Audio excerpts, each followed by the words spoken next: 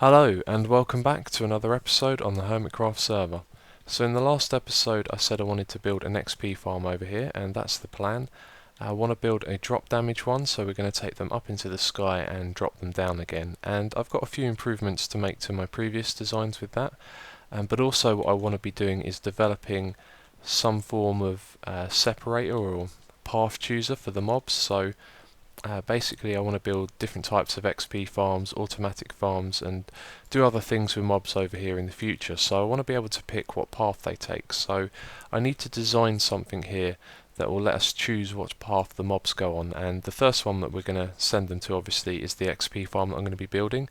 But then in the future we can send them to different places as well. So when the new features come out in 1.3 I can build stuff with that and pick what path they go down and send them to different things. So 1.3 is coming out in August the 1st, and I thought it was going to be sooner than that. So I guess we'll find some other projects to do in between, the XP farm being one of them. But when 1.3 comes out I'm going to be working over here a lot more. And I also haven't fired this up yet. And speaking of fire, I don't know how that got set on fire. But yeah, I haven't even turned this on yet, and I've got a feeling that the rates are going to be very slow. And I wasn't ever intending to build the fastest mob spawner. We've got the mob-evator in the middle, which means that mobs are going to be travelling up and they'll be in there for a while, so that'll slow down rates. But I also haven't done any caving or anything like that, so when we turn this on I can show you how slow a mob spawner can be when you haven't done any of that. I panicked a little then when I fell in. Of course there's no risk. But yeah, that means that when we get this thing running, I'll go out and do caving and strip mining and all of that and light up all of the caves in this area, and then over time you'll be able to see how the spawn rates improve. Before we start work on the XP farm, I just wanted to talk about the nether hub and also the storage area for a moment. So I'm not happy with how this turned out. I had an idea in my mind, but this isn't really what that would look like, so I'm probably going to take this down. In fact, I say probably, I will take it down in the future, I'm just not sure when. And what I've been thinking is that we have the pathway in the middle to take us up to the top, and we're never going to be walking around on top of the pyramid or even near it because of that. So if the gas ball lands on the pyramid here, the fire could spread inwards if we had blocks here. So that's why I originally made the casing of cobblestone, and that was only to protect the wall as well, and I probably won't rebuild this with wall again because it doesn't look that great. So it means that we can actually have a bigger nether hub, and we can move the portals back so they're a bit further away in the overworld, which should probably be better because the distance that you have here you could probably sprint in a similar amount of time to going through the nether portals to get back to the overworld. And people have also been saying about using the nether for storage, and it's actually a brilliant idea. It makes so much sense because if I'm working over this side, or the equivalent of, if you think about where the nether portal is going to be, if I'm working on that side of the island I can go through the nether portal, get my items and then go back out again. Whereas at the moment I'd have to go through one portal, through another, get my items, come back through the portal and then go through another one again. But I am at the moment very unsure about doing a storage in the nether because we are surrounded by lava lakes and things could get burnt down, although I think chests just burn with a visual glitch and they don't actually get set on fire. But it could be one of those things that gets changed later in the game as well, where they decide that chests should be able to get burnt down. So I'm a little unsure about that, but it is a brilliant idea to have the storage here in the nether. It also means we can't use the minecarts thing to send items back and forth, but then we could just make the bit in the middle a bay for that. So yeah, let's go back to this area. So if I were to do that, then that means I'd have to take apart all of this, which never really bothers me. I'd rather have the best thing than just leave this here because I've already built it, so I wouldn't mind taking that down. But then what would be the use of this place here other than looking nice? I don't think there'd be much practical use for it. Maybe just have the chests and the minecart tracks with chests on them, and have one in each corner for each farm or something like that. I don't know. It's a lot to think about, and I do want to hear your thoughts on it because I love the idea of having the storage in the nether. I think that's probably going to be the best thing to do. It's just a real pain because I started building this. So anyway, let's head back over to the mob spawner and start working on this. So I can't jump right into building this XP farm. I've totally forgotten about the viewing platform that I need to build. So I'm going to have to go down to the bottom and design this. I'll be building the floor out of half slabs, and once I've designed one layer of it, it's going to repeat and be the same all the way up to the top. Okay, I've started building the first few layers of the viewing platform, so let's go down here and have a look what I've gone for. Not really tried to do anything too aesthetical, but I thought it would be nice to break it up from having all this wood, so that's why we have well, we have wood at the back and these are wooden planks. So the floor is half slabs and the ceiling is upside down half slabs, and that does create the occasional visual glitch like this. And when I made the first layer, I really liked how it looked, and of course with the stairs the second layer is going to look different. So now it looks like this. I've used some upside down stairs here as well as upside down half slabs just to make it look right. And so I'm going to continue building this all the way up to the top, and because I'm using wood around the outside here, it means I've got to chop down a hell of a lot of trees. And yeah, look how far we have to go up, so that is going to be a lot of work. I thought I'd share with you this view that I have right now, and it kind of makes the island look a lot smaller than it feels when you're on the ground. And the reason I'm up here is actually because I'm just mining the last of the coal ore that I got out of the big hole that we dug, because now that I've finished doing this part on the side, I've gotten all of the ores together and put them in a chest. Okay, so let's put that in, and this is all of what we got out of the big hole that we dug. So you can see tons of coal, iron, 30 diamonds. There's only 13 redstone, and that's because I had to take 4 stacks of it out of here. So we had 4 stacks and 13 redstone, and that's all of the ores that I got out of digging this big hole. And I've also now sort of finished the... oh, I could have fallen down there, hit my head on that. Yes, so I've almost finished doing this. You can see... let's get rid of that. It's like this the whole way down. I'll just go down 2 layers here. And it's like that all the way to the bottom. And then I wasn't sure what to do at the last bit here, so I decided that I'd show you that I've finished building this, and when we start terraforming over the top of here, I can figure out how to finish off this pathway so that we have a proper way to get to the viewing deck. So with that out of the way, we can start work on the XP farm, and the first thing that we need to do is create something that's going to choose what direction the mobs are going to go in. And I've got 2 ideas for this. The first one I'm not so keen on, and it would be to put some fence gates on top of the water and have blocks around the outside. And then on either side we would have a valve that opens and closes. That could be some pistons that control some blocks, or a door that opens and closes, and that would let the mobs through or not let them through. And we'd also have some water that would be controlled by pistons to let the water flow out across the top. So then all the valves would be shut by default, and if we activated this side, it would let the water flow out, and the valves on the opposite side would open, and then the mobs could go through. And then that way we could have 4 ways for the mobs to go.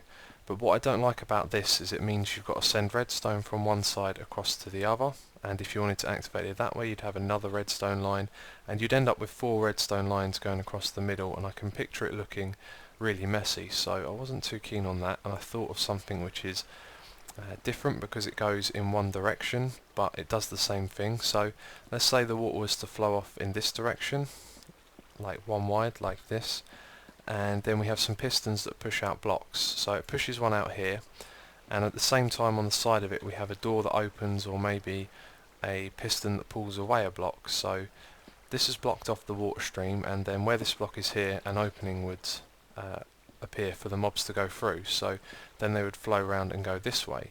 And then we could have the same thing further down. We could have another piston that could be extended and one to the side. So this would be shut, and this would be it wouldn't be in the water stream when this one was activated. So possibly we could put 4 of those in a row, or maybe even more depending on how it works, and that would allow us to pick one of these outputs and send the mobs off in to different directions. And what I like most about this idea is that if we can extend it and extend the water flow, we could get it so it's modular and you can just keep expanding it, which would be nice, because I thought that 4 would be plenty enough options to send mobs down, but who knows what I'm going to get up to here, so I might need even more options to send the mobs through in the future. So I've built a prototype, and the way this works is we have some fence gates above the water and they're all open, and then we've got this water source block in the corner here that's going to flow over to that corner. So when the mobs rise up, they're going to hit their heads on the ceiling here, and then their feet are going to be in the water and they're going to get pushed around this way. So that leads them through here and they can come down this stream. So these are the, don't know what we call these, valves is the term that I like, to decide what direction the mob's going. So at the moment when the trapdoors are shut, they're going to keep going down in a straight line, but then when we hit the lever, we're going to open up the trapdoor and the piston's going to extend, and then the water will force them through into this bit here. So the same thing happens with this one. You can see at the moment the water isn't flowing under here. When we do that, we cause a block update, so then it flows around the corner. And at the moment this is almost modular because we can just drop the water down and extend it and build more of these. But what might not be modular is the redstone that controls them. So the one thing I've overlooked here is I think the lever is actually directly powering the piston rather than this block powering the piston. But that's fine because we can just put a block here and put some redstone on top. And the way I'm going to control this redstone is by powering this block with a repeater on the other side, because I want to put dirt directly above this so we can terraform it into the land around here, because this is actually getting a bit high already. So yeah, so then the redstone will power the block and open the trapdoor and the piston like that. And then I'm not sure how the redstone's going to work. It might work with a button that cycles through, or you might have a choice where you press a button and then it turns the other ones off and turns the one you selected on. And as well as doing the redstone to control those, I've also got to rebuild this a little bit, because I've been thinking about how I want it to look, and I'm probably just going to build it all out of wood. But the side down here I think I'm going to build out of glass, so we have a viewing deck that you can walk along and see all the mobs going down. And I'm also a little bit worried about the mobs because this is SMP and we've got a mob spawner here. We're pushing loads of mobs up into this little area and sending them down there. I can kind of see it getting overcrowded and maybe something going wrong, but anyway. What I'll do next is continue extending this and also start building some of the redstone, and I think I'm going to build this side out of glass and start working on the aesthetics as well. I've extended this and we now have 4 outputs. We have the original 2 here, then we have this sign to stop the water, and we've got a new water source block below, so it starts again, and we've got 2 new outputs which are the same as the other ones up there.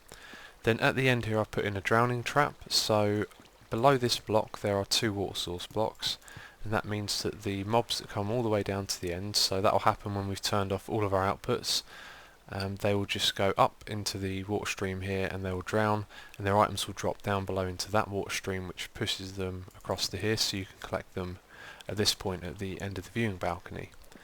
So in terms of aesthetics, everything is built out of wood and I'm not really happy with that. I'm thinking I need to find some other materials to throw in here as well, so maybe I'll put some underneath the glass, or on the other side I'll change a few things to break it up a little bit.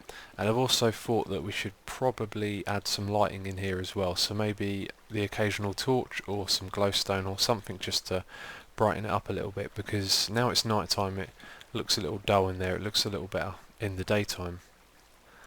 Okay, I've almost finished doing some more aesthetics on here. As you can see, I've made the path and the roof out of stone bricks here, and on the left I decided to break it up with some of the koala style bushes, and we couldn't see the bottom here because this is only 2 tall, so that's why I put in these steps so you can just see the bottom with the wood block there. And at the moment what I'm thinking is this doesn't look that great. I've put the glowstone on top and I think I should have put it behind, so the main reason I want to change it is because of this block here. I think what I'm going to have to do is put wood on top and have some glowstone behind it. And at the moment we have stone bricks behind there as well.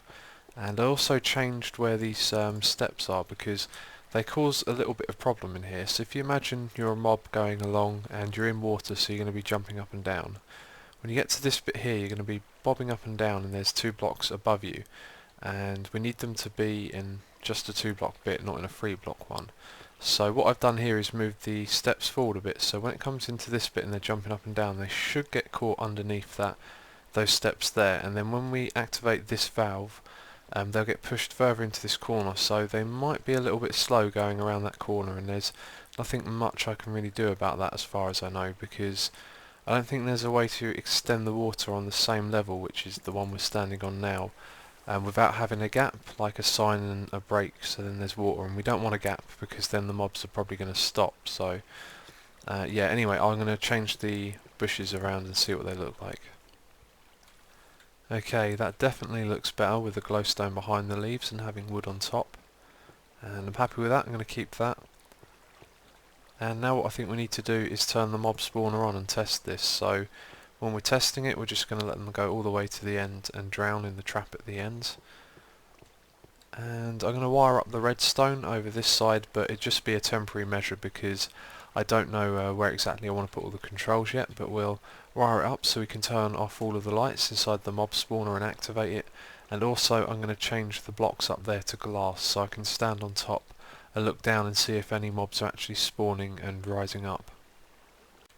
Okay, it's time to turn on the mob spawner, so prepare for lag. Let's move around while we do this to see how bad it is. And actually that's really not too noticeable. Can't really see down there. Okay, so one of the things I considered is that the light might interfere because of this glass, but then it's got to travel through water, and I'm sure that water actually lowers light levels, so I can't see anything there at the moment. And this is what the observation deck is for. Ah, there we go. You can see it's dark in there. That's interesting. So, I don't see any spawns, and I see lots of lighting bugs though. That is really strange. I've missed a block there, that's all. Let's put that there. Don't see anything here. Or here. Okay, that's interesting. It's light there. But only on that level. Well, that's something I didn't expect to see, all these lighting glitches. It's really strange. And there's nothing spawning in here whatsoever. Oh, there we go. You saw it, a creeper. So maybe there's some on this level. And I can hear a zombie now. Let's keep going down. There we go, there's a zombie. And another zombie. So it does work, we just need to go around and light up all of those caves, and then we should see more of them in here. And I don't know when exactly I will get around to doing that, but we should probably head back up to the top because we got that creeper in the mob-evator, so we want to start seeing them go through the trap that we just made, the thing with the valves. Okay, here we are. And I don't see the creeper yet. Ah, there's a zombie down the end. That's interesting. Okay, I'll need to make the trap at the end higher because only one can go in at a time. Now, a creeper should come up here. Should be able to see it. I was hoping to see some gunpowder there, and that would sort of be evidence. Oh, here we go, we've got a few at once now. So yeah, this is kind of slow. It'd be interesting to see how it handles lots of mobs. But I'm going to turn this off now. There you go, you can see that's working. Because we're only going to have one in the end at a time. Let's see what happens when these guys move up. Yeah, they can't get in. So we need to have more water source blocks so that they go higher up and then they can drop back down. And I'll make the top bit out of glass, and I think wherever it is we'll have it poking out so you can see. And by poking out I mean we're going to terraform over the top of this. So maybe we'll have it poking out so you can see it from around. But anyway, I'm going to turn this off and then fix the trap at the end. Okay, I decided to do some more testing, and yeah, quite a few mobs coming through already. Got some creepers here, and now you can see they'll go straight into here and go up because I've raised it by another 2 blocks. So the first creeper goes in, it rises up, and then this creeper goes in as well.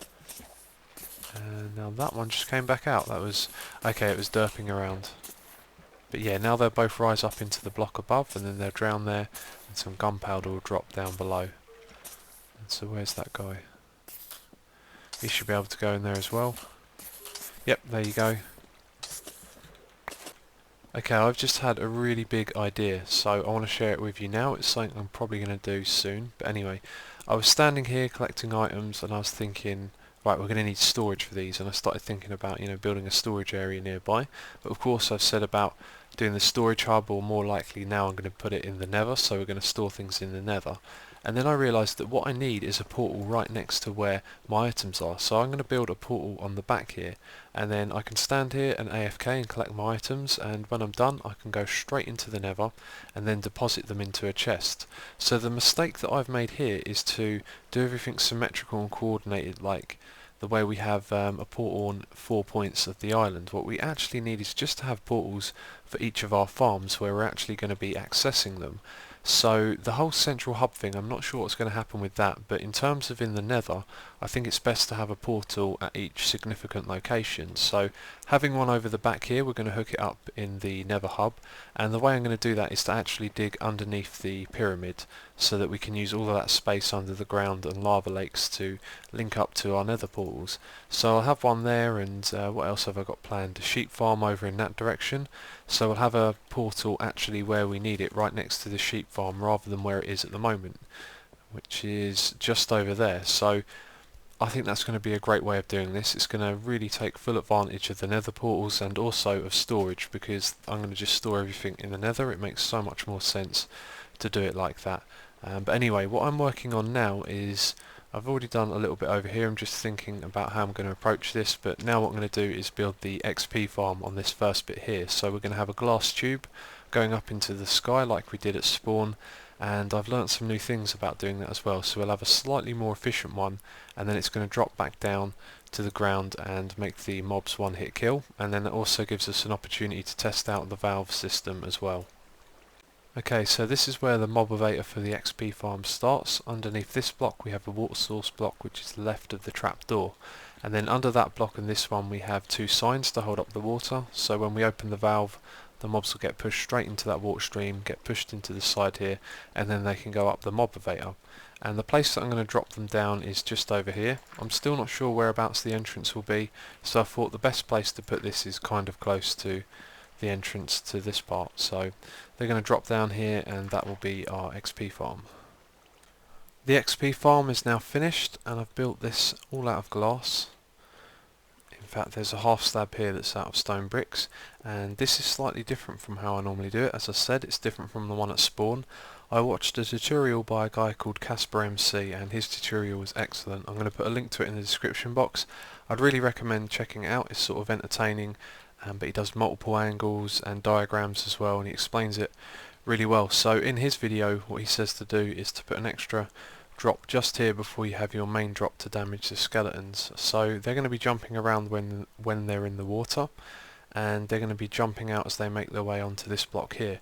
So this block acts as a barrier to stop them jumping all the way down into the hole and dying when they hit the bottom. So this should mean that every single skeleton that comes through this thing will be one hit kill at the bottom.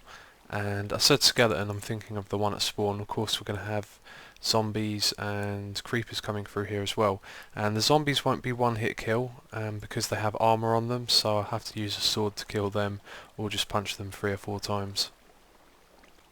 Okay, I'm about to test this, but I think I've done this wrong. It's supposed to be 1 block higher, because when we come to this we want this half slab to be here. Yeah, that's right. So what I'll do for now is actually just remove it here. Maybe I'll want to redo the floor level here, put some steps or something just to have a workaround for this, but I'm going to put a block here, and then we can hit them at their feet. And that's important because I think with 1.5 blocks I think the skeleton might be able to shoot at you, but more than likely the creeper would blow up. So anyway, what I'm going to do now is turn on the mob spawner and turn on this valve, and we'll watch and see if the mobs go through as planned. Okay, there goes a zombie, so the mobs are coming through. It's time to turn on that valve, and I've just got a lever for this here. There it is. Okay, so let's go down below and have a look. Right, so it's ready. I'm just going to wait here for another mob to come through. Okay, we've got a skelly, have we? Have we not? I thought we had a skelly. Yep, it appears we does. It's just derping around a lot. And we've got a zombie too. There we go. It appears to work perfectly. Now he's going to go to the right and then up into the tube. Skeleton. Yep, the skeleton's already in the tube. Okay, big mistake that I've made. I didn't put a roof on it, so they're catching on fire. So that's something else I'm going to have to go up there and change. And then I'll test it again once that's done. Okay, the top now has a roof, and this thing has been working like a charm. Yeah, you can see how many there are down there. Mostly creepers and zombies. Anyway, let's try and get in there and start... Oh! Oh yeah, that was from there. Start hitting some of these.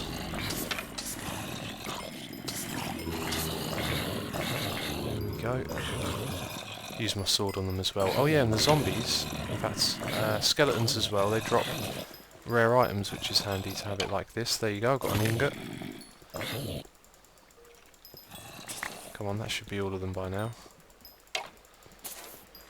So yeah, that is the XP farm, and you can see I've also done a little bit of work here thinking about what it might look like. And this hasn't got backed up yet either. I've also run the wire over the top so we can control it from here. And one thing I've noticed is that if a mob is standing the other side of the valve and then I shut this off, then we end up with a mob that's standing around in here, which isn't too good. So it requires me keeping an eye on it and choosing the right time to turn the valve on and off, but that's about it for that. So there we go, that is the XP farm, and I'm really happy with this. It means that I can now enchant all of my iron tools.